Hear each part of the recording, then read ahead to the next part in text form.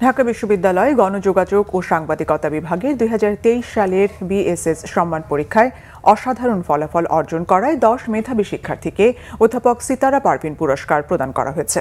অধ্যাপক মোজাফফর আহমেদ চৌধুরী মিলনায়তনে আয়োজিত অনুষ্ঠানে প্রধান অতিথি ছিলেন ঢাকা বিশ্ববিদ্যালয়ের প্রো ভাইস চ্যান্সেলর অধ্যাপক ডক্টর সাইমা হক বিদিশা। গণযোগাযোগ ও সাংবাদিকতা বিভাগের ভারপ্রাপ্ত চেয়ারম্যান সামাজিক বিজ্ঞান অনুষদের ডিন অধ্যাপক ডক্টর তৈয়বুর রহমানের সভাপতিত্বে অনুষ্ঠানে দ্য ডেইলি স্টারের সম্পাদক মাহফুজ আনাম অতিথি বক্তা হিসেবে বক্তব্য রাখেন। অধ্যাপক সিতারা পারভিনের সংক্ষিপ্ত জীবনী তুলে ধরেন সহযোগী অধ্যাপক শাওন্তি হায়দার। অবসরপ্রাপ্ত অধ্যাপক ডক্টর আহাদুজ্জামান মোহাম্মদ আলী ধন্যবাদ জ্ঞাপন করেন।